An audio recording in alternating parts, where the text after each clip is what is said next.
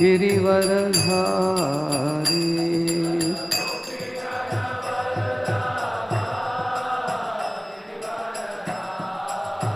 यशोदानंदन व्रज जनरंजन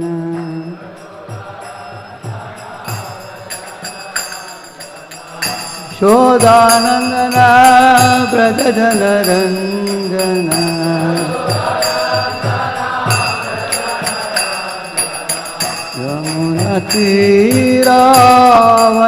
यमुनतीरावनचारी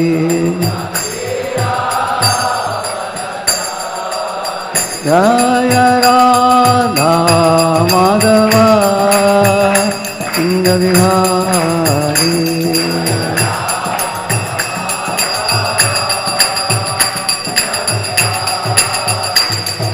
गोपी जनवल्लभा गिरिवरधारी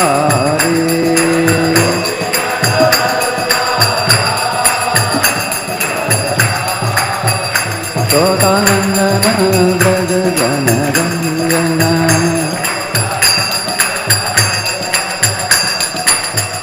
यशोदानंदन व्रज जनरंजन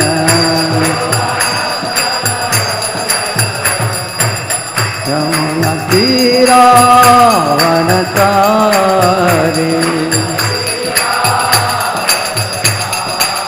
जय राधा माधव कुंज विहारी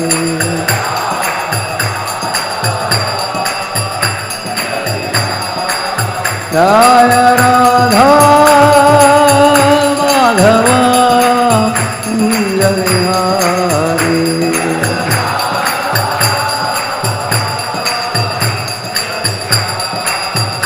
जय राधा माधव कुंज Vihari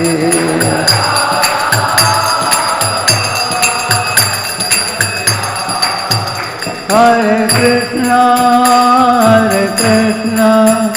Krishna Krishna Hare Hare Hare Ram Ram Ram Hare Hare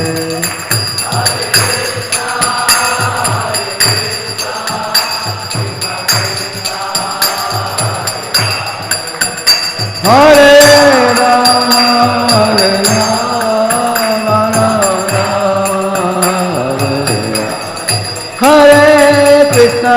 Hare Krishna Krishna Krishna Hare Hare Hare Ram Ram Ram Hare Hare Hare Krishna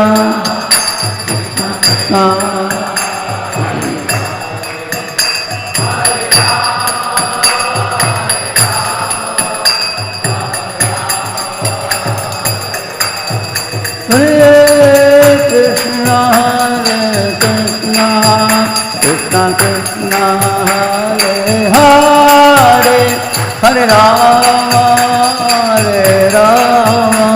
Rama Rama Hare Hare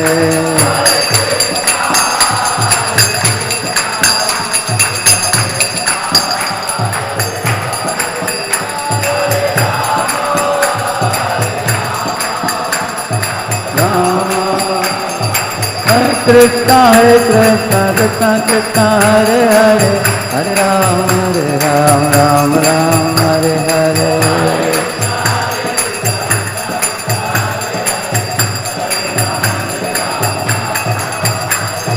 Krishna Hare Krishna Krishna Krishna Hare Hare Hare Ram Ram Ram Hare Hare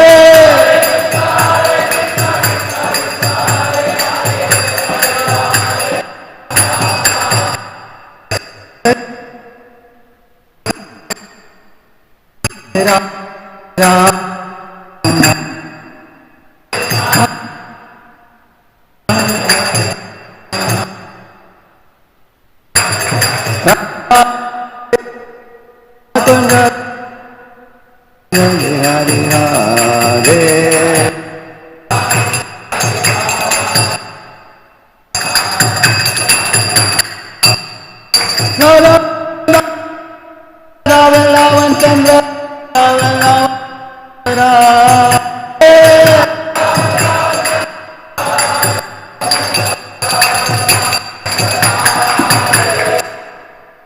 Damodar,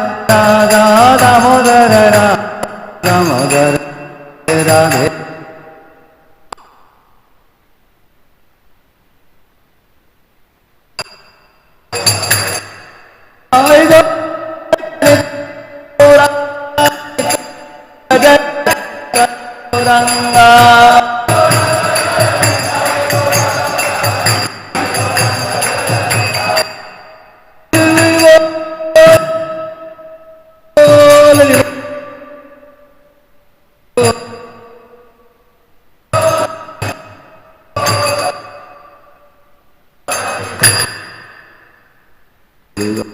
हरिनाम संकीर्तन की ग्रंथराज की श्रील प्रभुपाद की समावेत गौर भक्त वृंद की ताय गौर प्रेमानंदे।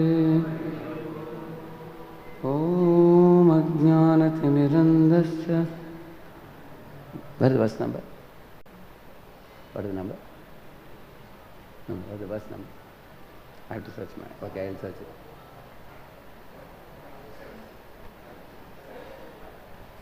745.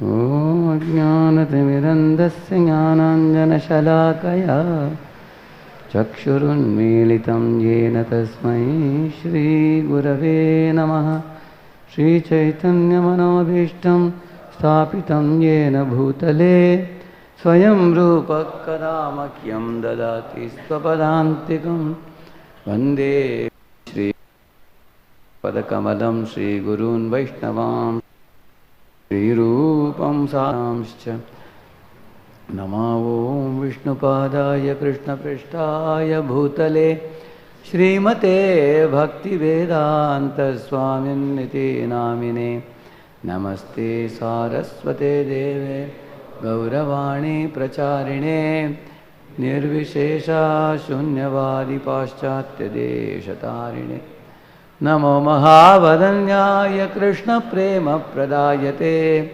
Krishnaya Krishna Chaitanya Namne Gauratvishe Namaha He Krishna Karuna Sindho Dinabandho Jagatpate Gopesha Gopika Kanta Radha Kanta Namostute Tapta Kanchana Gaurangi Radhe Vrindavaneshwari Vrishabhano Sute Devi Pranamami Hari Priye Vancha Kalpatarubhyasya Kripa Sindubhya Evacha Patitanam Pavanebhyo Vaishnavebhyo Namo Namaha Jaya Sri Krishna Chaitanya Prabhu Nityananda Shri Advaita Gadadhara Shri Vasadi Gaura Bhakta Vrinda Hare Krishna Krishna Krishna Hare Hare Hare Rama Rama Rama Hare Hare Om Namo Bhagavate Vasudevaya Om Namo Bhagavate Vasudevaya Namo Bhagavate Vasudevaya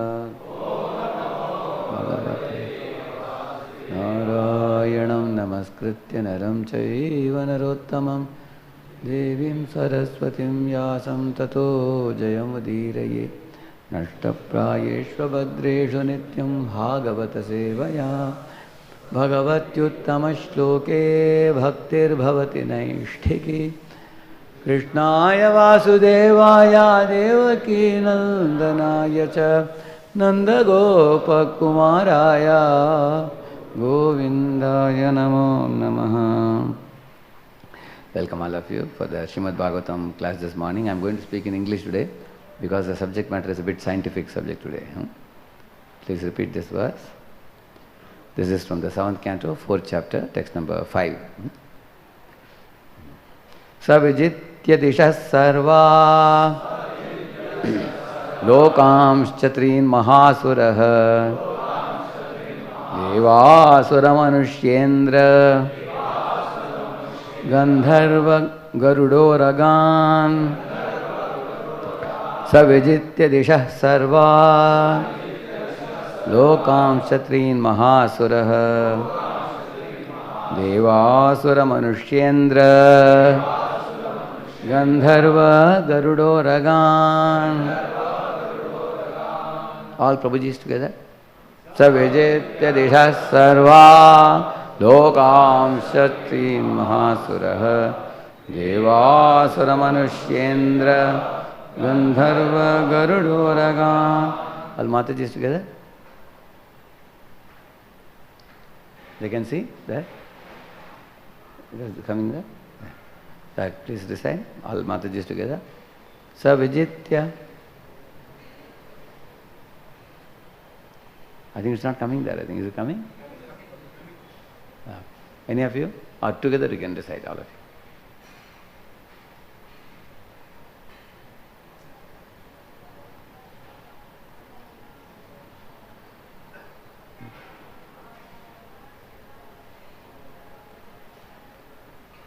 Yeah, correct.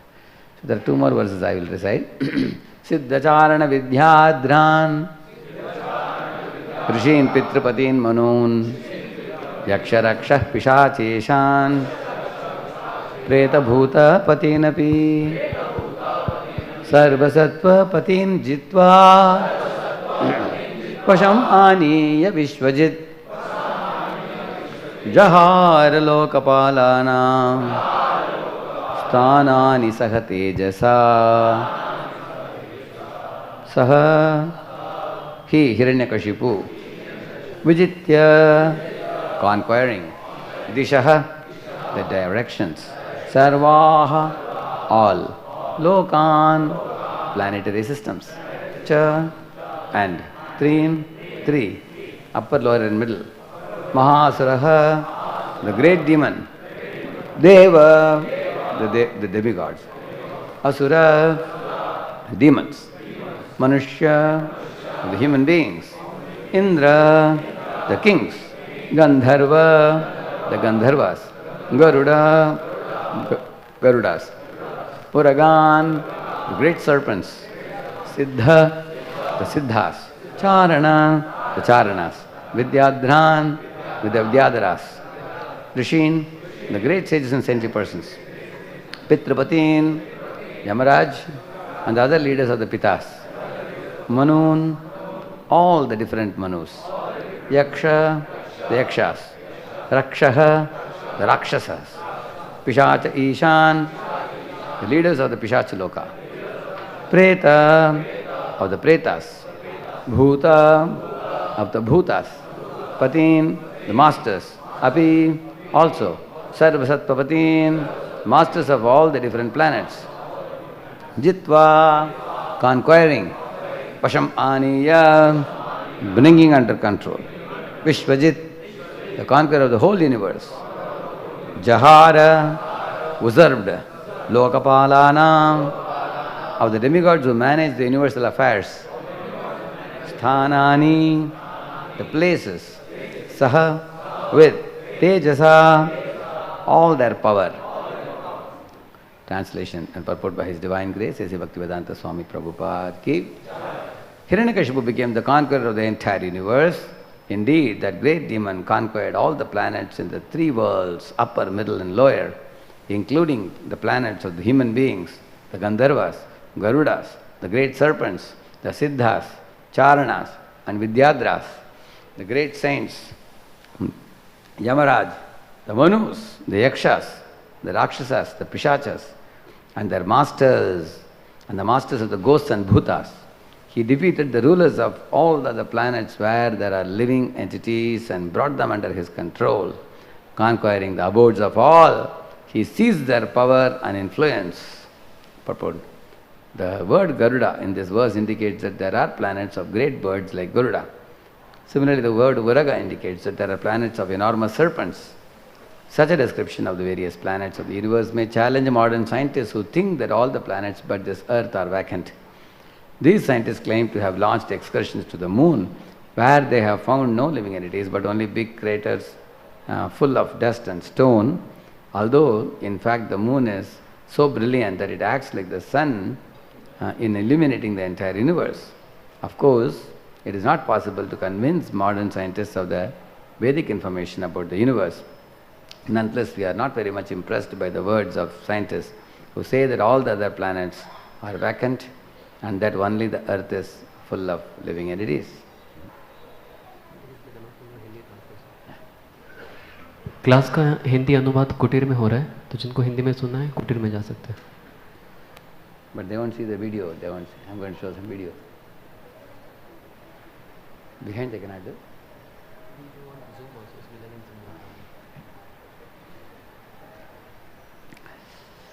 So, we are reading from the chapter Hiranyakashipu terrorizes the universe.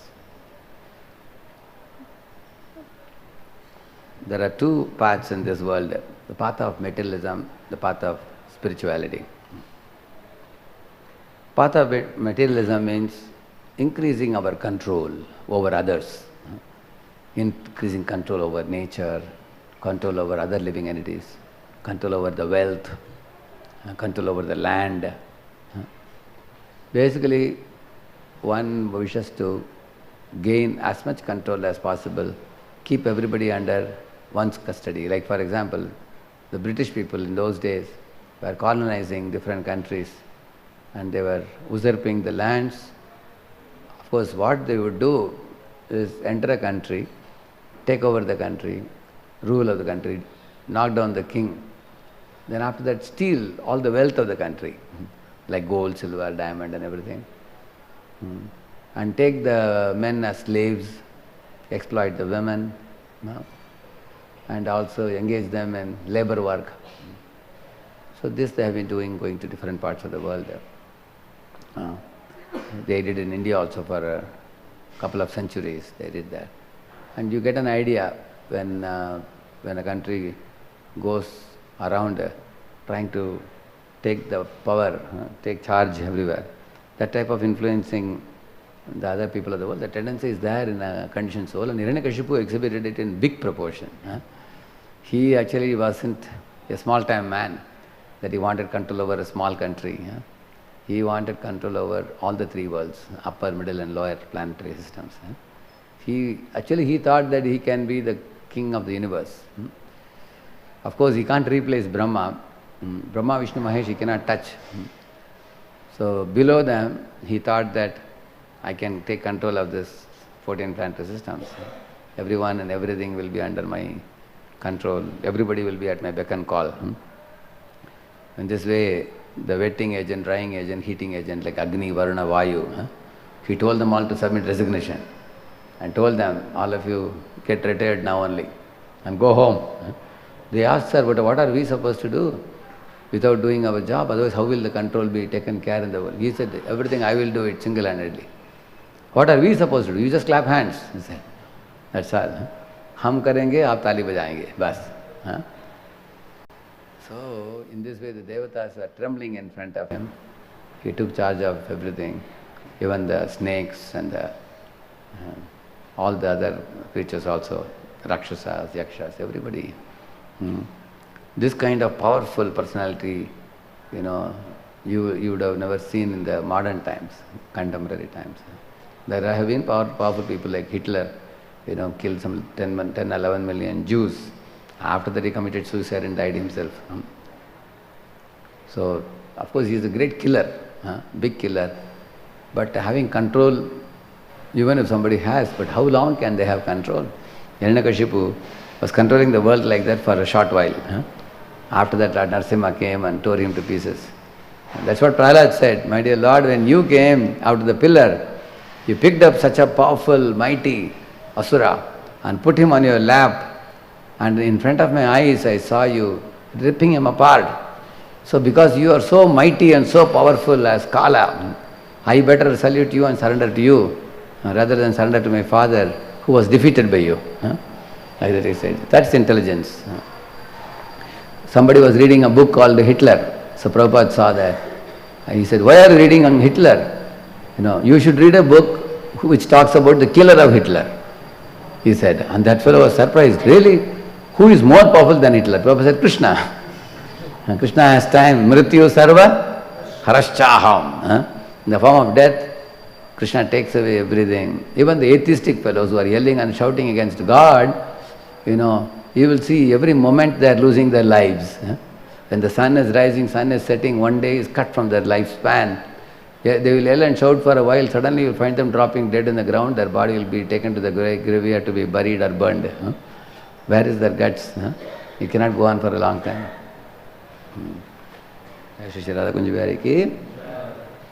In this way, the world has seen many atrocious fellows like Hiranyakashipu who trouble all the living entities. Actually, the living entities are not supposed to be under the control of an asura like him. They are supposed to be under the loving control of the Supreme Lord. The whole world is created by Krishna with all amenities and facilities and provisions for his own children, Krishna's part and parcel living entities, to take those things for the food, clothing, shelter, everything, and then live a peaceful life, executing Krishna consciousness, purify the heart and go back to God. That's the purpose for which this world is created. But just like, say, once upon a time there was a bus where all the people are peacefully sitting. So the driver came in and was about to start the bus, but then suddenly one terrorist entered the bus with a pistol and told everybody, remove your purses.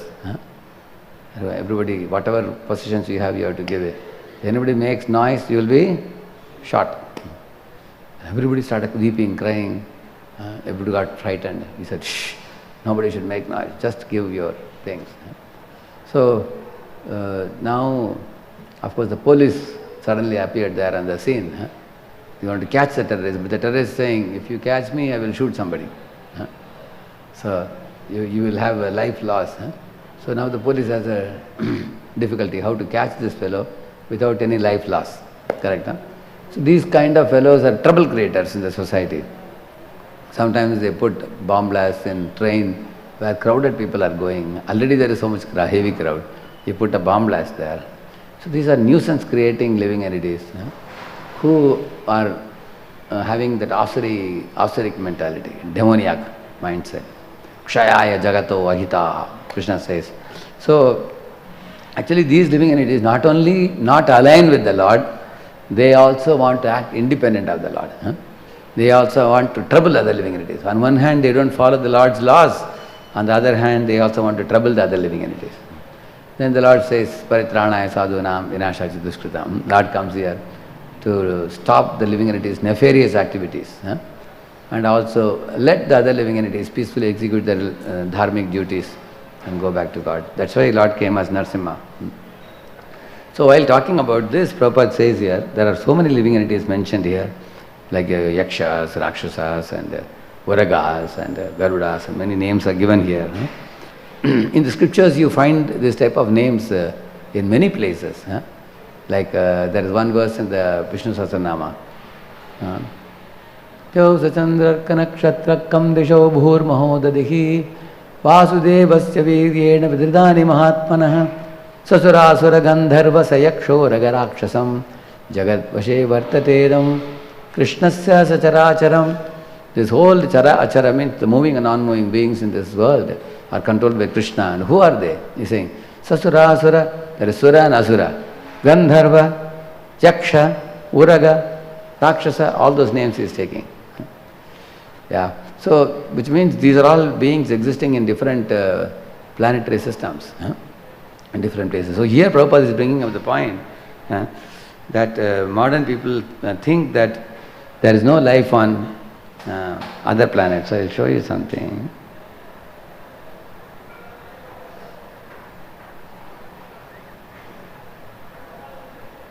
Scientific proof of a planet outside our solar system.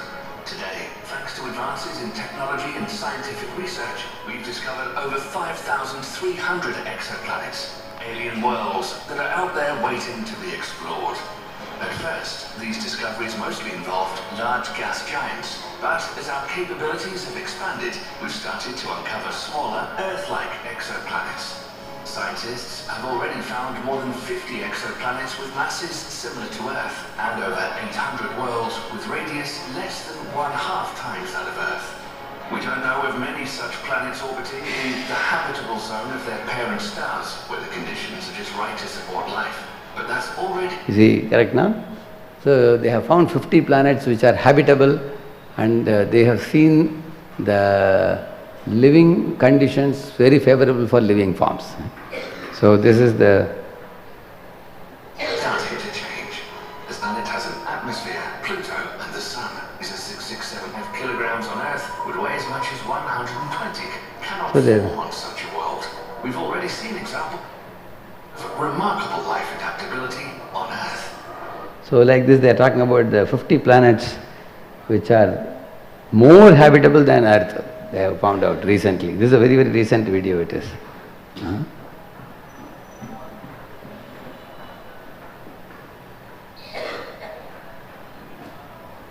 See, here is a research paper, Search of Life's Origins as well as Progress and Future Directions in Planetary Biology and Chemical Evolution. So, see, search of life outside the solar system. Is it big enough? Okay. See, now how to determine life while discussing they are saying,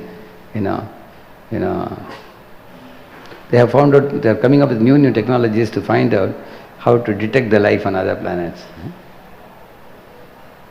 See, goal to understand the nature and distribution of life in the universe, all over the universe. So what they are saying, till now we didn't even have the technology to detect life. What to speak of, identifying the life. The underlying scientific goal in searching for life beyond solar system is the same as the goal of Viking biology, experiments on Mars. Because in Mars they have found some living forms. They have found out through this thing. So there are compelling reasons to look for evidence of the origin of life on Mars. How that life came in Mars, they want to find out now. Because life has come on Earth already, we are seeing. So in this way, if you go ahead, see they are saying, the approaches to detection of life outside the solar system. What are approach they are taking, they have explained. What is the planet? They said exoplanet, exoplanet, which means outside the Earth, the other planets.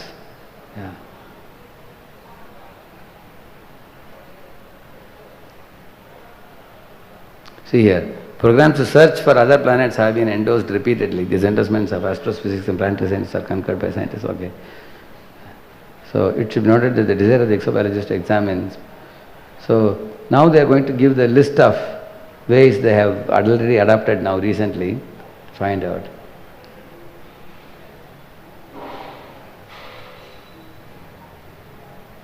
See here, to determine the frequency and morphology of nearby planetary systems, they will begin with that first objective, and then determine the frequency of occurrence of conditions suitable to the origin of life. That's the second step.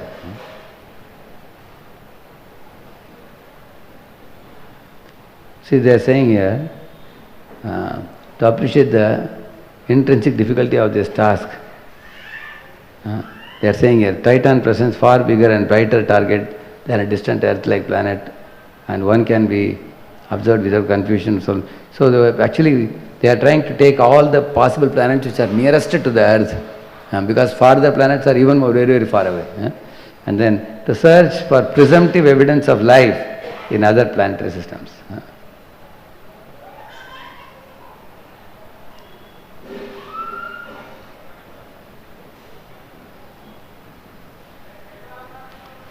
See here.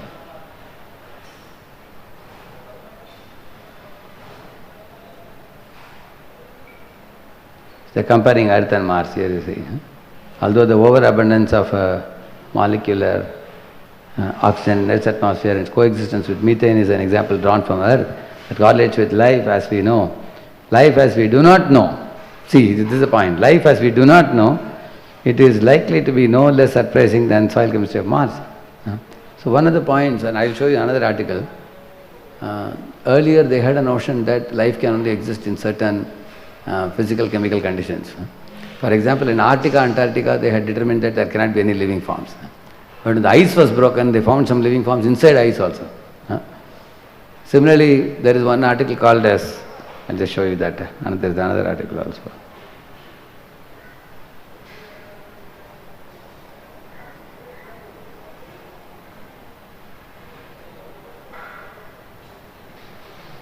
Called fire bacteria. There is an article.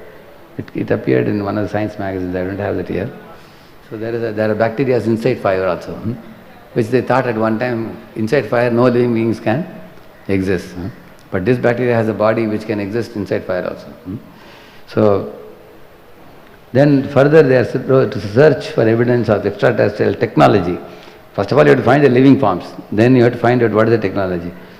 Now they are saying their forms may not be similar to ours.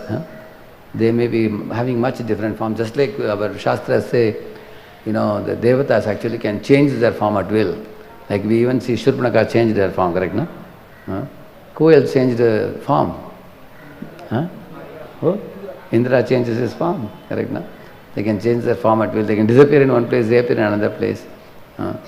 And their forms are having competencies which are much different from humans. For example, they stand above the ground, they don't touch the ground, they don't blink the eyes, their shadow doesn't fall on the ground. Many characteristics are different. They chant mantras, and through the subtle mantras, they are able to accomplish things. Like you see Devatas, they will get a sword and give it. Correct, isn't it? We wonder how that's possible. So therefore, you have to see people with siddhis on earth. Like there have been people walking on water, yogis and all. So you have some idea of how the Ashtasiddhis work, even on earth. Then naturally you can extrapolate it to higher planets also. So there is a big research going on. Then there is indirect detection, direct detection. So much of crores of rupees are being spent on this to understand the.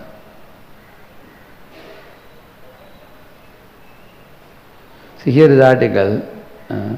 Are we alone? There is an article. In this world, are we alone, or somebody else also is existing? So here I'll just show you.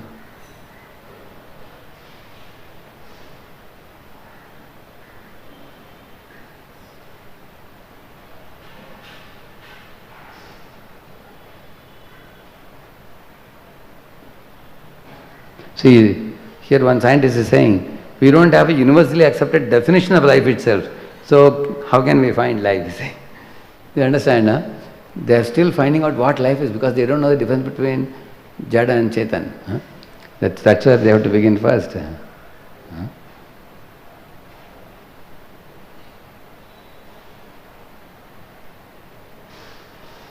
I had one section of this I want to show you.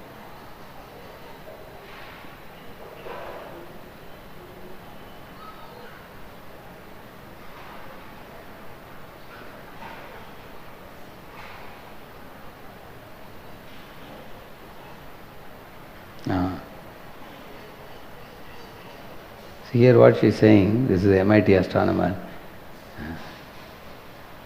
She is saying here, the genius fellow and leader in the scientific ways to find another earth in the near future.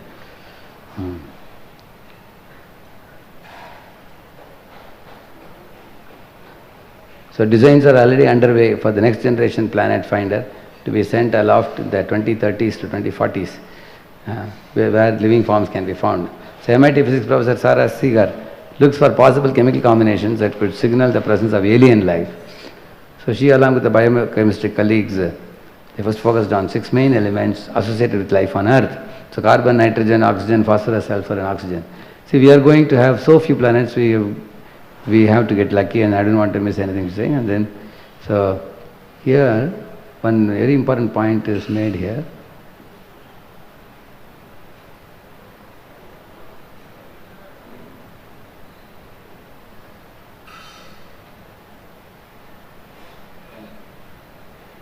There's one nice section was there, here another point they have mentioned here, you see. See, this is one of the questions we get from the public often. If there are aliens, how are we going to recognize them if they are really weird? One Goldman is saying, how do we find that we would consider them to be weird life? And how do we make sure not to be tricked by strange dead planets that look alive, mirages in the desert? Life on planets around the stars, other stars also might be hidden in a subsurface ocean encased in ice. Like for example, when they looked at the Venus, it appeared very, very foggy. Huh? So initially they said it is covered by fog, it must be frozen planet, they said. Another scientist said it is not frozen, it must be boiling oils which are leading to the fog like smoke around the planet. Now just see, these two speculations are diametrically opposite. Correct, no? One fellow is saying it's it's frozen, which is lowest temperature possible. Another fellow is saying it is boiling oils. So much diametrically opposite speculations they can come up with. Like similarly they say Mars, one side of the Mars is rotating like this around the sun. So one side is always frozen, another side is always hot. So in this way the researchers are still in that level. Some exomoons also might be habitable worlds, as in the film Avatar, but even proposed future instruments are unlikely to have sufficient power to detect atmospheres of moons around giant exoplanets, they are saying. That means he is saying even the instruments are not able to, even future instruments, not even current instruments, they don't have sufficient power to detect atmosphere of the moons around giant exoplanets, they are saying. So the habitable zone is a good start, which means instead of chasing after any planet, they are identifying some 50 planets they identified where conditions are very similar to Earth. So they are taking them as the primary target now, hoping that they can find living forms, like they found in Mars symptoms of living forms. So the habitable zone is a good start, a way to zero in on signs of life made familiar. So what are the difficulties that will come here below? See here, the question has fueled more than 70 years of debate, but boils down to a simple observation. Our Milky Way galaxy has plenty of stars, plenty of planets, and plenty of time to develop intelligent life forms, some of whom might well have had billions of years to develop interstellar travel.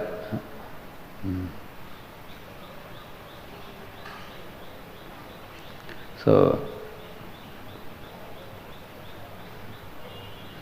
see here they are saying, vast amount of energy would be needed just to get us to our nearest neighbor star, Proxima Centauri, she said.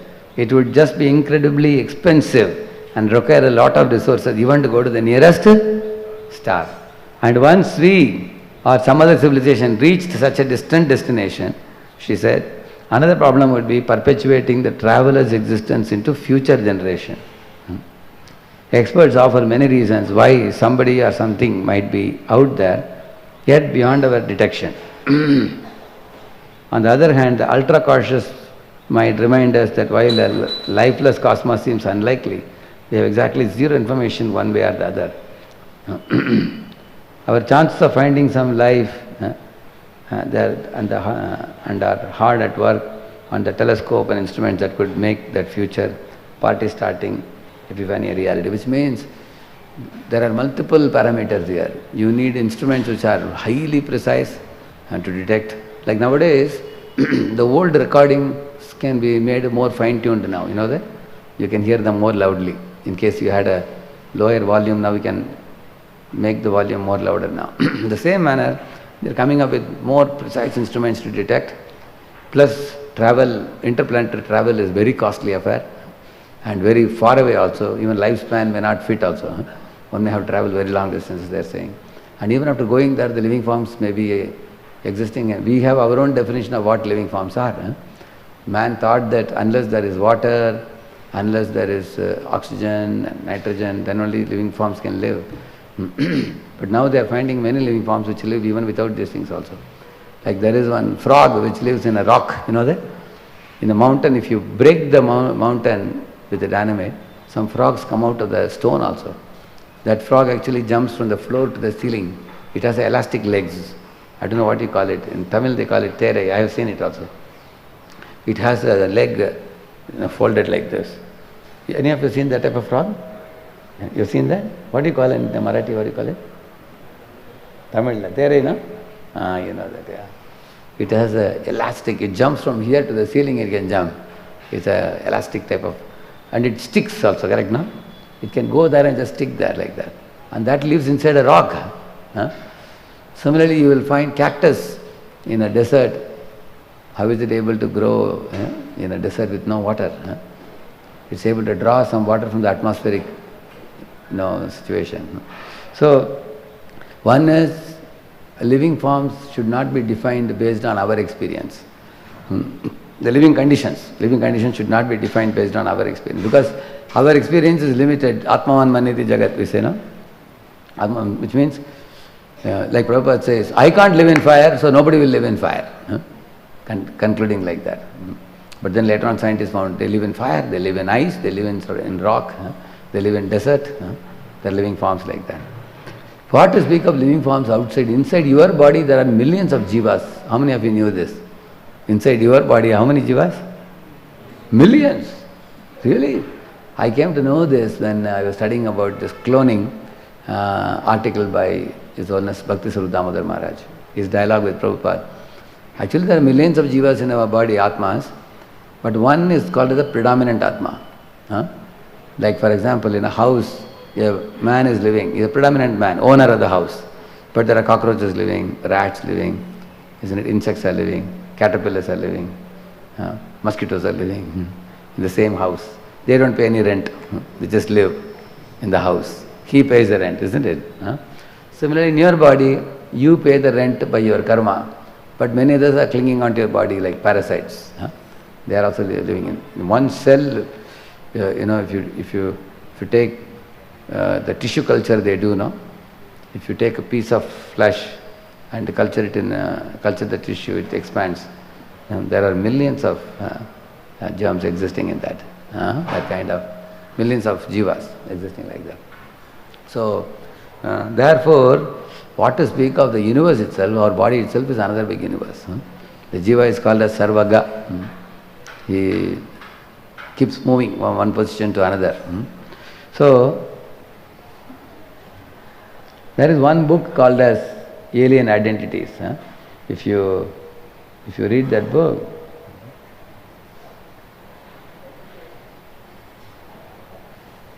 see here what she says here, you will see. Mars and the asteroid belt in our own solar system.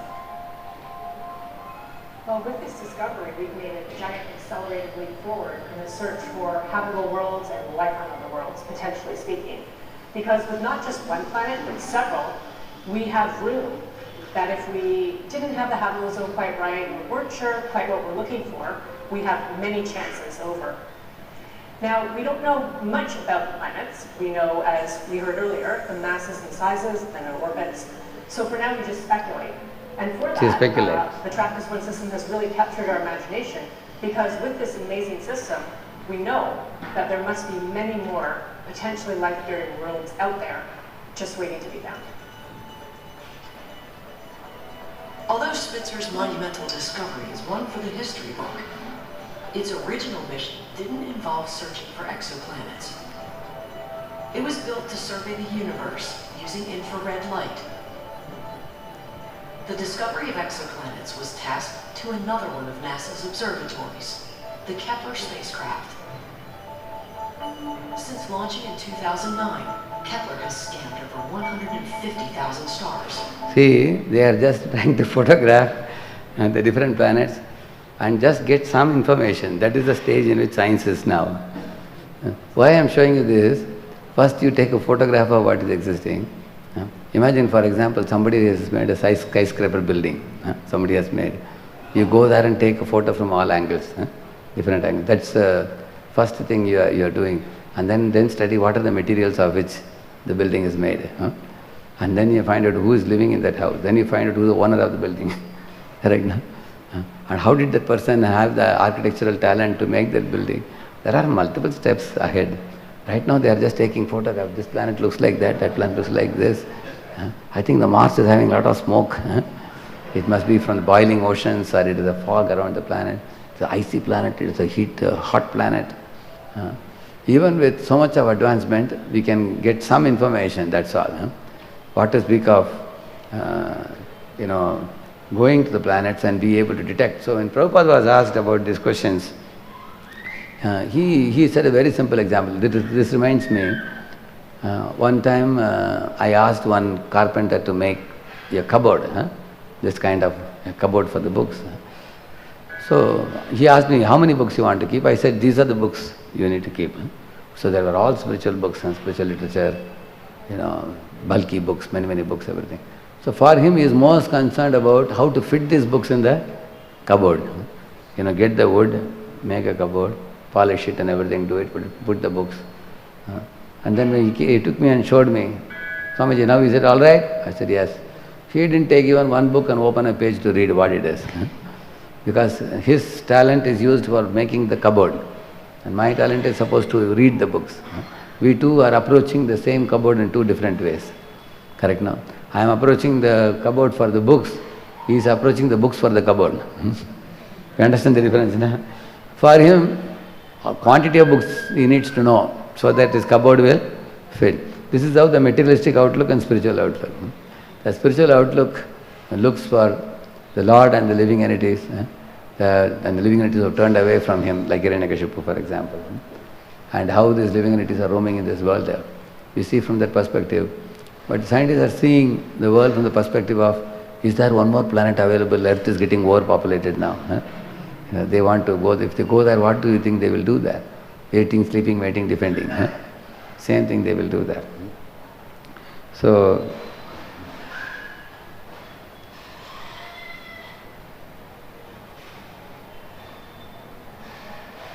see, I wrote one article, the recent Chandrayaan thing which happened that time. So I will just share this, you can see this one. See, can man travel to higher planets by... Is it big enough or small? Little big, I'll make it. Alright? See, can man travel to higher planets by mechanistic means? Vedas have taught the method of reaching higher planets, you see. The first category, in the Bhagavad Gita it is explained, Krishna says that Traividyamam somapa puta papa yajñerištva svargatim prartayante te punyamasadhya surendra lokam ashtanti divyan divideva bhogan. He is saying that in the 9th chapter he says that if you have done punya you go to the heavens and there divideva bhogan, heavenly delights will be given to you. Nice food, nice life, very healthy body, tenacious body. You can last for a very long time, 1,000 years or 10,000 years or 1 lakh years, 1 million years also. That kind of body you get, handsome body you get. And there are no diseases in the body, there is no old age. There is a birth and death only, that's all. But who death is there, you have to remember that. Yeah. When the period ends, when your punya is over, you come back to the earth, he says. Te tambuk tva sargalokam vishalam kshine punye martyalokam vishanti. He says, you come back to the earth. So, by sacrifices you gain virtues, punya, and become eligible to enter higher planets. They come in the category of karmakandis, spiritual workers, who aspire for long life and abundance of materialistic pleasure return. And the second category, they go to heavenly planets without performing sacrifice. Who tried that? Trishanku. Ravana also. He wanted to make a staircase to go to heaven without performing sacrifice. See, now what will happen if you go there without performing sacrifice? It's like, say you become an MD surgeon because you are son of a Karodapati. You gave 1 crore and got one MD degree. Tomorrow you are taking the knife to operate somebody, what will happen? See, you are MD surgeon, you never went to college. You never read any book. And if you take a knife and scalpel in the hand, you can actually damage people more than doing good for them. You have not gone through that knowledge. In the same manner, one who has not done sacrifice, that purification doesn't come. Even if they go to heaven, they will not be given access, or even if they get somehow or other to the heavenly planet, they will not be given the vision of the planet. Just like, let us imagine, a cow is going to Bharatiya Vidyapit college, and every day she goes inside the compound, eats grass, and sits in the first year classroom backside, and then second year, third year, fourth year. 4 years the cows went and came. Will the cow get a degree? No. The cow has no ability to comprehend what is being taught in the class. Correct, no? So it requires different type of mindset. Similarly, those who have punya, when they go, they will have access to everything. Just like in a company, you have the CEO, then you have the works managers, then you have the HODs, head of the departments, then you have, people below like team leads and so they give different access to different people. Correct, no? Like team leads will have only some access. Above them, the project managers will have more access. And even bigger managers have bigger access. CEO has complete access. Unit head, they have access to everything. So Krishna has unlimited access, and Brahma has some access. Like you may be aware of the past time, once when Brahma came to Dwaraka, so Krishna asked the servant to check which Brahma has come. And Brahma was surprised. He's asking, which Brahma? Is there any Brahma besides me? He asked. So the man went inside and asked Krishna, Brahma is asking like this. Krishna said, call him inside.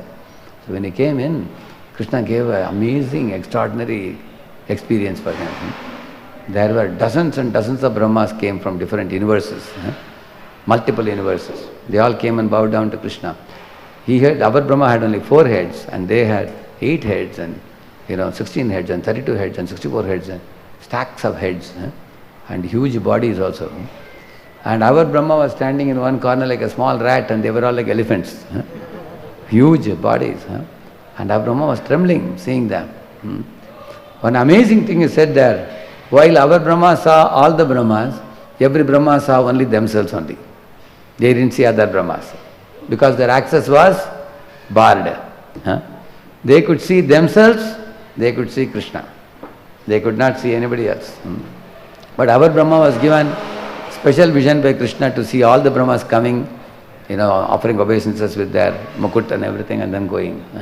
Why he gave access to him? To see. So that means Krishna can give access to us and he can increase our access, reduce our access. He says that in Gita. Naham prakasha sarvasya yogamaya samavritah mudhoyam na vijanati loko mam ajamavyayam, he is saying. If I don't want to give access to somebody, I block the access. And if I wish to give access to them, I remove the curtain and show them the truth, he says. So, in the same manner, like 3 gunas for example. Now all of you are devotees here, so you have studied about the 3 gunas, sattva, rajas, tamas. If some drunkard is lying in a gutter, he is in tamaguna. Somebody is very angry, passionate, beating up somebody, is in rajaguna. Somebody is in sattva-guna. You are now right now given the vision to see what is sattva, what is rajas, what is tamas. First thing is to get educated. Second thing is to adopt a lifestyle which will transform the education into practical realization. And then you get the vision gradually, which we call a Shastra Chakshu, we call it. Similarly, those who have done punya, they will find certain activities very joyful. For example, any place you create, certain type of people will come. Say we open a gym and treadmill. So the boys and girls will come who want to keep body fit. You've seen that in treadmill or lifting weights, isn't it? That kind of people will come, those who want to do that, isn't it?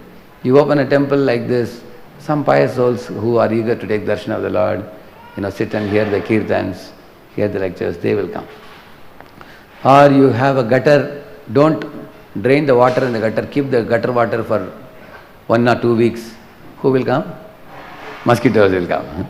For them it's a favorite place, isn't it? Yeah. Or you have even much bigger gutter, pigs will come. They like to be submerged in gutter. So, depending on one's mode, one comes and occupies that place, and that particular place. Similarly, the vision to see, the vision actually is given by the Lord according to one's adhikar. Just like in company or your position gives you bigger access. Similarly, our vision of our ability to see the Svarga and everything depends on how much punya count you are carrying with you. Okay, the first category are people who do yajna and go. Second category are people like Trishanku, Ravana and all, they wanted to go without doing yajna. Third category of personalities, like Hiranyakashipu, who gained entry 2 heavenly planets by performing severe austerities, defeating Indra and demigods, took over their throne and became Trilokadipati, master of 3 worlds for some period of time. See, I put it in italics. Because who is the person who controls nature for all time? Krishna. Maya Adhyakshena Prakriti. Although Lord Krishna says in 9.10, he is the controller of material nature, Hiranyakashipu also, by dint of his austerities, became a controller of material nature. By forcing nature to give rains, give fruits, and he even took over departments of Agni Varna, which I read just now. But all this drama he could do for a short while by power of his austerities, and eventually was destroyed by Mahad Aparad to Prahalad. Then there are 4th category of personalities like Arjuna, who gained entry into heavenly planets, inspired by Krishna, obtained celestial weapons from Indra and Shiva and many other demigods, and became a blessed one. Now the first category are people who do punya and go. Second category are people who have not done punya like Trishanku, but make an effort to go. And they are defeated in their purpose. And third category of people are those who don't perform yajna to please the Supreme Lord, but they perform severe austerities to gain control by materialistic austerities, without surrendering to Supreme Lord. Hiranyakashipu is the third example. Now the 4th category of people, they don't do yajna, they may not do yajna, they may not do any austerities independent of Krishna, but they are aligned with Krishna, they are bhaktas.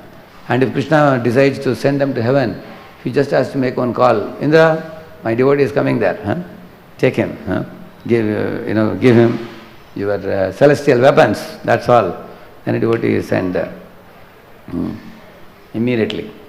Inspired by Krishna. Obtained celestial weapons from Indra. Pashupatastra he got from Shiva. Correct, no? So there are innumerable evidences of earthly beings going to heavenly planets. Like Muchukunda Raja, why he was given entry to heavenly planets? Because he was going to assist Devatas to drive out the Asuras. Correct, no? Similarly, we hear about Katvanga Raja also. Devatas allowed him entry because he went to not trouble the Devatas but to assist the Devatas. Yayati, Nahusha and all those people. Although ascending to higher planets is difficult for a common man, it is not an impossible task. In the light of the above, what do we conclude about Chandrayaan-3 landing on moon? You see, when Columbus discovered America some few hundred years ago, Europeans entered the country and eventually they developed the country materially by increasing the facilities and amenities for better eating, sleeping, mating and defending. Forward march in material progress without much attention to spiritual emancipation has been the trend of all living entities in the conditioned state or state of mind. You understand this point? That means living entities always think how to make material improvement in this world. Better eating, better sleeping, better mating and better defending. And nothing to do with God. They think like that. They don't have any superior goal. Whether they go by seas, ocean to find a country like America, or they go by air and find out the moon planet, the goal is same and nothing more. Unless they have a spiritual outlook of life. So what is the purpose of them looking for another planet with life? Because they are thinking that some other population can be asked to go there. You can move to another place because it's getting overloaded in this planet. They are thinking like that. See, India landing on moon is certainly a great scientific achievement from the point of view of so many thousands of space research scientists involved in the task. For the first time, Indians with their scientific research in space have been able to put his foot, not yet, put the foot of an unmanned space vehicle on moon. You know the difference? Unmanned vehicle means there is nobody in that vehicle. They just send a vehicle to either photograph the planets or to land in the planet. There is no living being who has gone there. On moon, and certainly it is an extraordinary feat to achieve from the point of view of regular inventions in science made as appliances for our daily use. Soon there may be possibility of people visiting moon, like visiting to Shimla or Ooty or Nainital and other hill stations. But people may even consider going to moon for honeymoon. After a few years of advancement in space research, along with necessary technology to transport people from Earth to moon. Sounds thrilling, isn't it? So many of the scientists who sent Chandrayaan-3 are also devotees of God, and they can tell you their story, how ardently they pray to Balaji to make this event happen. Actual ISKCON connects Chandrayaan-3 is Sri Ram Prabhu, who whose team designed 11 chipsets in 2005 which were used in Chandrayaan 3.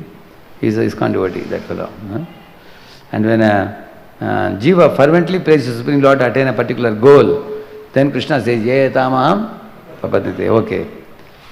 Sometimes Krishna allows someone to do some very difficult thing. He bestows it based on the proportion of endeavor that Jiva has put, and the prayer merits, efforts put and the prayer merits earned, based on that. And the intensity of desire, three things. If the desire is intense and efforts are also put, not just the intensity of desire but also efforts also. And then the prayer merits earned. Based on these things, one may be awarded.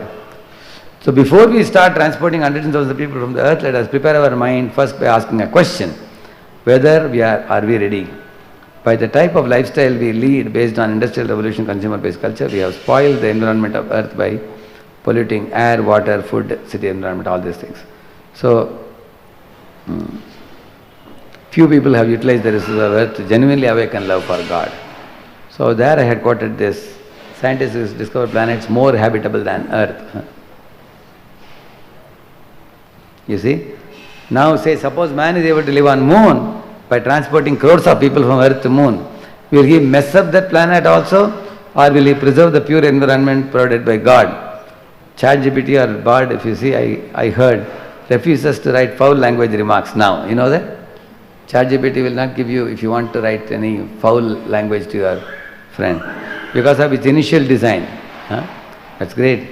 In the long run, whether it will remain so, after it goes to the hands of other type of people, we don't know. Correct, no?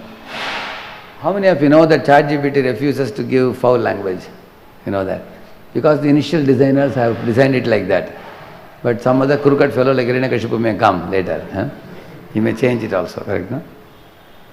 Similarly, let us say God gave us one more nice unspoiled planet like moon or many other planets to live. Will we utilize that resource properly? Are we qualified for that now or not? What do you think? How many of you feel we are not qualified yet to use another planet properly? Okay, how many of you feel that now all the human beings on earth are perfect gentlemen, they are qualified to receive one more gift planet from God because population is too much? Anybody? Yeah. That is possible only if we chant Hare Krishna, purify our heart of base mentalities and learn the art of loving God and loving all. Otherwise, what we did to the earth, the very same thing will repeat in another planet also. So that is the point I took like this. This is the first article I wrote. Then one more I had written. Second article, where what I had written there was about the moon planet mentioned in the Srimad Bhagavatam. The Chandra mentioned it's much, much more farther than the planet that the distance that these people are talking about. So, if you read our Sadaputa Prabhu and people like our Michael Cremo, what they have mentioned is, say for example, the India country versus Indian map, is it the same? For example, ant is moving from Maharashtra to Tamil Nadu in the map. Is it same as you moving from Pune to Tamil Nadu? It's a difference between earth and sky. Similarly, what they have talked about is the Chandra, what they are talking as Chandra, the distances that scientists have mentioned, that they are calling it moon. But what the Shastras talk about is pretty farther than that, if you see. Therefore, and also the Shastras give explanation about very highly evolved living forms of Devatas in many other planets also, like I read in the purport here. But many of us have a notion, when we go to the planetariums and all, we can see through the telescope so many things. Because the way some scientists present you is as if the whole universe is in their grip. They speak like that. But this lady was very honest. You saw that, right? I showed the video. What she is saying, first of all, our idea of living forms is very limited. Nowadays, even in African safari, they are coming up with new creatures. They are excavating, finding out. So many. Like there is one ruby throat hummingbird. You can put in Google search. Ruby throat hummingbird. You will be shocked what they say about it. I shall show you.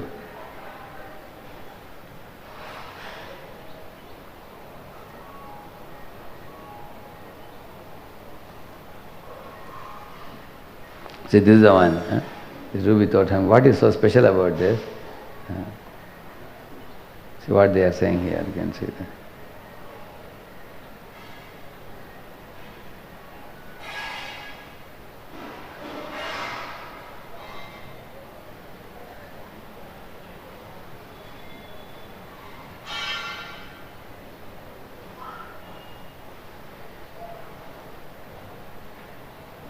What is special?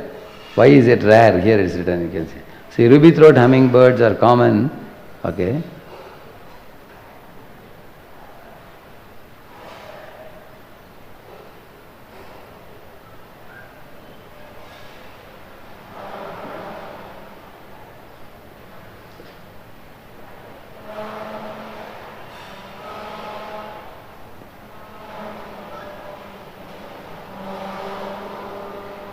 See here, the ruby-throated hummingbird beats its wings how much in a second? 53 times in a second. The extremely short legs of the ruby-throated hummingbird prevent it from walking or hopping. Okay.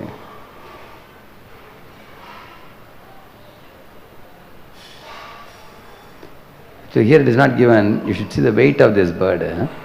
So scientists have become very surprised about how this lightweight creature is so powerful.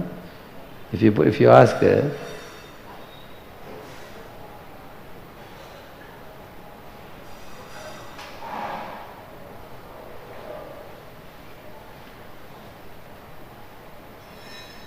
here he says here,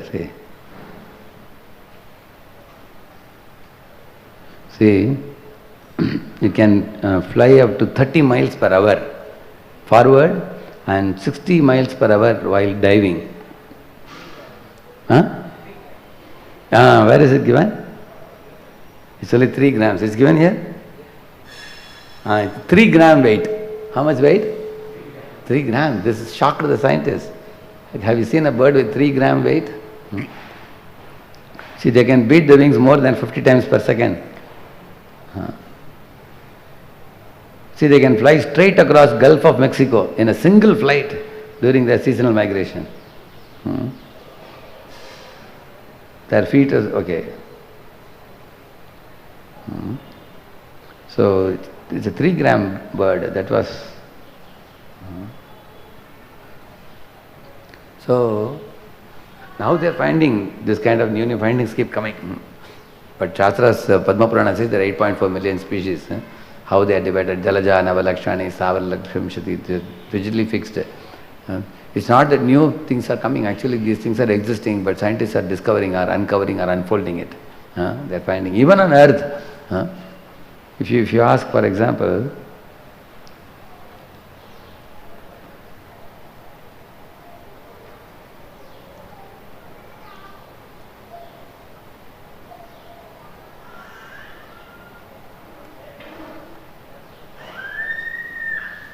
see here. See, the first time gorilla was discovered by European was in 1860s by Paul, he's saying, zoologist and anthropologist. Saw a live gorilla during his travels through Western Equatorial Africa in 1856 to 1859. That means gorilla, it's not that gorilla existed only now, but he discovered it. Discovered means he found it only in 1860, not much before. Wow, such a big creature like gorilla, I don't know how many more smaller creatures they would have missed. Can see that. So therefore you will see that many, even on earth there is so much research has to be done. And what to speak of other planets, that lady was honest. She said, first of all, we have our own idea of what a living form should be. See, imagine if somebody tells you that there is a bird which is 3 gram, will you believe? So therefore one scientist said, there is a bird which is unbelievable that it can exist, but it exists.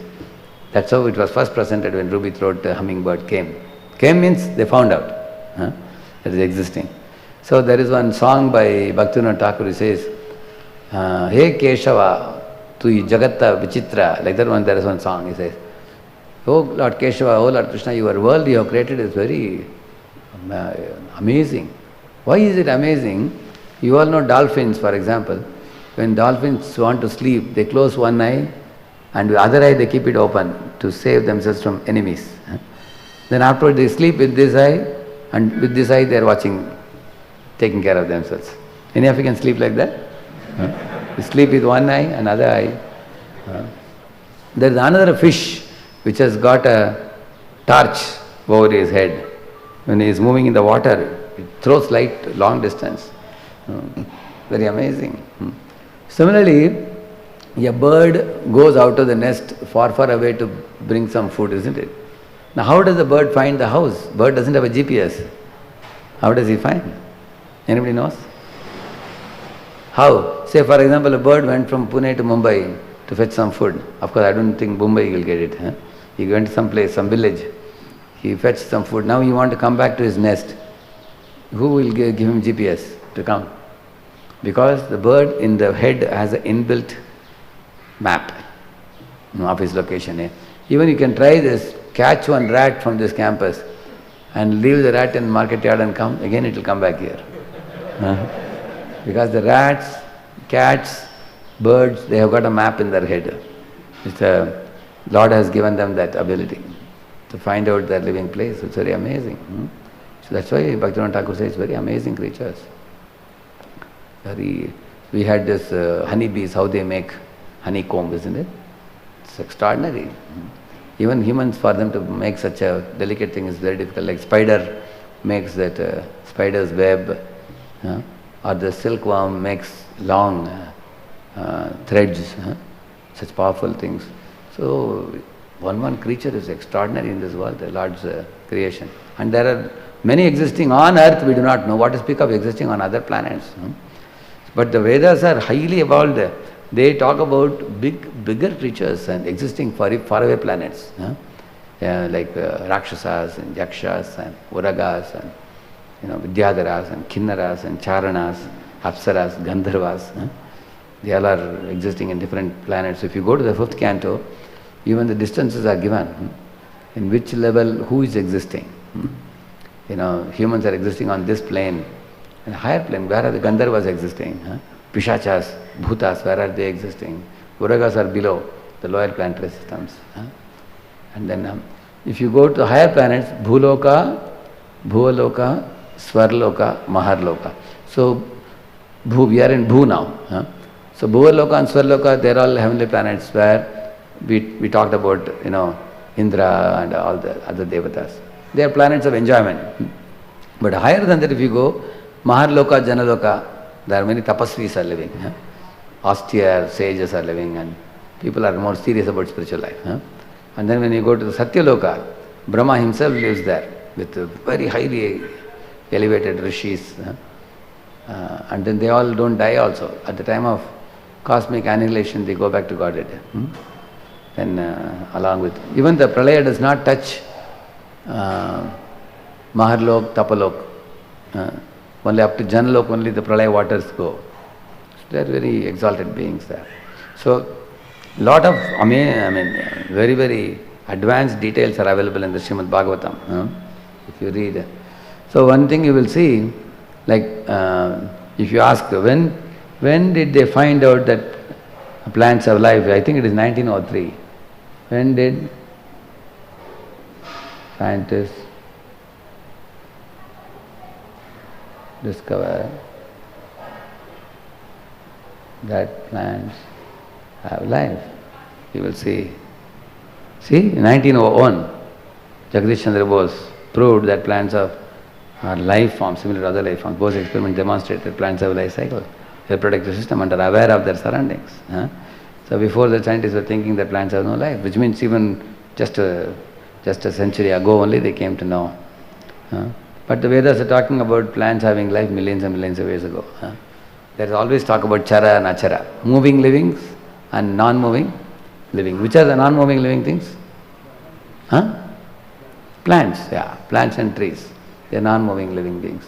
Vedas talk about non-moving living beings, but scientists thought if they are non-moving, they are no life. They are moving, you have life. That's their estimation. Very, very superficial.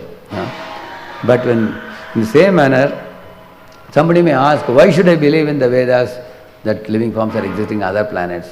We will figure out, we will go to the laboratory or the planetarium and we will figure out living forms on other planets. Oh, that lady is saying that even whether future instruments will be sufficient to reach to all these planets and get information, we can't say now. Neither she is saying. That means if you have seen this, they are all very far, far away, planets also. If you see this,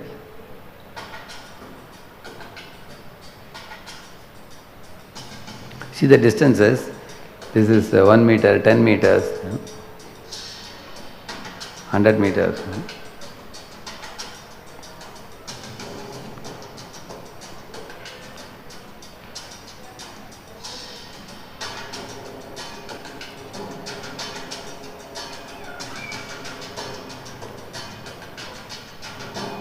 From 10,000 kilometers you can see the earth like this. 1 million kilometers.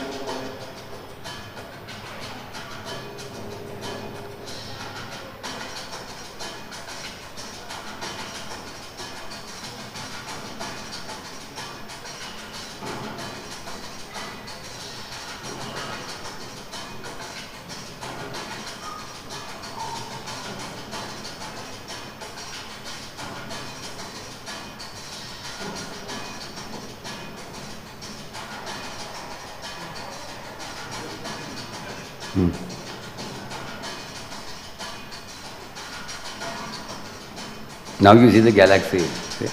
100,000 light years.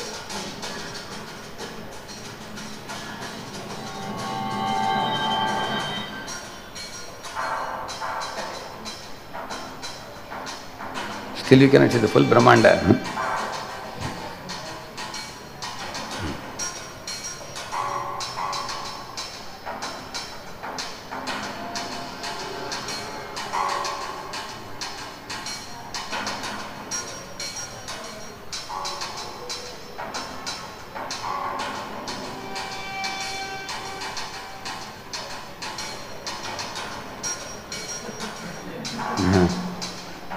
Now it's going to micro level,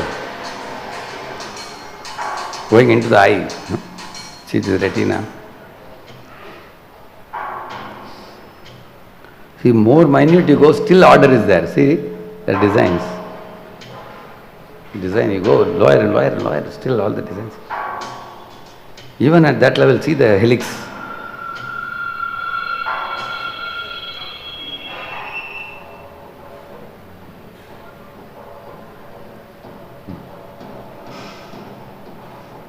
In those days only pico, we knew only picometer. Now below picometer, femtometers have come.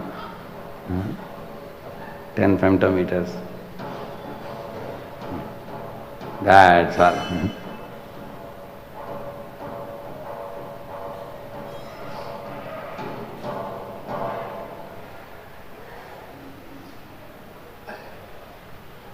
Yeah? So, isn't it? That macro and micro level. So, at the most they can make some observation. And imagine going to reaching all these different planets and finding out more details. And even if some equipment comes to reach other planets, we also will need the adhikar to go to those planets and access also, just like I was telling you. If you join a company as a GET, you will only be given GET access. You won't be having the unit heads access. Like for example, if I open my website, immediately see here for example, I am just helping you understand this point. If you open this, immediately you see brahmacharya training comes here. All these things, because I have more access. If somebody else who opens this website, you won't get this. Correct, no? You will only start from here, newcomers. You will not see this at all. See? Here I have all this one, to segregate brahmacharya. Correct, no? Because I am given access. Similarly, all of us, whatever access is given to only that much you can see. So, what Bhagavatam says is, yes, you can have curiosity to know what is existing in this world, but if that curiosity makes you get stuck in this world, not go beyond, like scientists are researching, the more you research, the more you get caught up in matter. You don't know the meaning of life, purpose of life. The purpose of life is clearly explained in scriptures, that we are jivas who are different from matter, but we are trapped in matter. Just like a bird is trapped in a cage, we are trapped in this body. To liberate the spirit from matter is the first goal of life. And a higher goal is to recognize that I am not the Supreme Spirit, I am a subordinate spirit. There is a Supreme Lord who is Supreme Spirit. That is the second goal. Third goal is to know that, Priya, Atmeshwara, Suhrit, three things.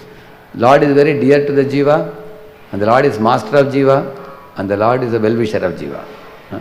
These three things Prahlad says. Yada atagi purushasyeha Vishnu padopasarpanam yadesha sarva bhutanam Priya Atmeshwara Suhrit is saying. Lord Krishna is very dear to the Jiva, and he is also well-wisher of the Jiva, and he is master of Jiva. So therefore, for me to serve him is very natural. Like that he says to his friends. So to arrive at this point is the third level of understanding of meaning and purpose of life. And to enter into the five rasas with the Lord, that's ultimate. At least first one should know I am not matter, I am spirit. Unfortunately, the modern day schools and colleges, there is no education about matter, spirit. And why some students are committing suicide? Because they think they are the body. If I didn't succeed in academics, then break down your body. Because they don't know what is matter, what is spirit. So, the beauty of the Srimad Bhagavatam is it gives a lot of scientific truths about many things in the universe existing. It doesn't stop with that.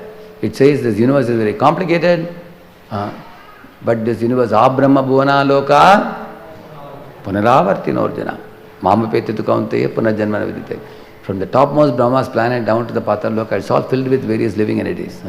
And all of them undergo birth and death. But those who come back to me will never undergo birth and death. So what is the ultimate goal? Come back to Krishna. So they give a very clear conclusion with no ambiguity. Not that you research all your life and you don't know after your death what happens, where are you going. So children are graduating from college, but they are graduating into ignorance because they have no meaning of life, purpose of life, goal of life, values in life, character in life. Just eat, sleep and mate and defend. So when we are studying about Hiranyakashipu's mindset, as much as there is a talk about life on other planets, there is also talk about Hiranyakashipu's mindset, which is the wrong mindset, which is Bhogavritti. So therefore I took that when I wrote that article. I said that even if you go to another planet, what are you going to do is very important. Correct, no? Imagine if ISKCON devotees get one more temple in Pune now. Now we have Kunjabihari. Now we have Vrindavan Chandra also. Now one more temple is going to come in Vishal Nagar now. But wherever they go, what they will do? Chant Hare Krishna. And start the morning program. They will bring Radha Krishna, Gaurnitai, worship the Lord, distribute the books, perform dramas, perform kirtan, distribute prasad. So when I saw this kind of Prabhupada's ISKCON movement in the early days, I thought that this is a wonderful thing, because the more these fellows expand, the more they will do good to the world. Correct, no? Wherever they go, they will erect a temple, they will bring the Lordship, they will distribute prasad, Harinam, Sankirtan, teaching Bhagavad Gita. So imagine one more planet if Krishna gives us, what we will do there? Start one more ISKCON temple there also. Correct, no? So Prabhupada says, our movement is a movement where we prepare people, make them ready to go back to Godhead. And modern day education is preparing you to get stuck in the material world. It doesn't give you any clue about meaning of life, purpose of life. One should know the difference. Materialistic path and spiritual path. So what is the solution for us? Okay, even though you have to do your college education and earn a degree, do a job, take out time for spirituality and understand Srimad Bhagavatam. And come to the ultimate goal of life and don't get stuck in material research alone. That's the point. Therefore, Swarup Damodar Prabhu in those days became Swarup Damodar Maharaj. Dr. T.D. Singh, he studied in the University of Illinois in America. He was a doctorate. But then he was very impressed with the way Prabhupada presented the philosophy. So when he got the correct understanding of what is life, what is death, what is matter, what is spirit, the meaning of life, goal of life. So he dedicated his life and became a sannyasi in ISKCON. Shri Prabhupada ki Gaur Bhakta.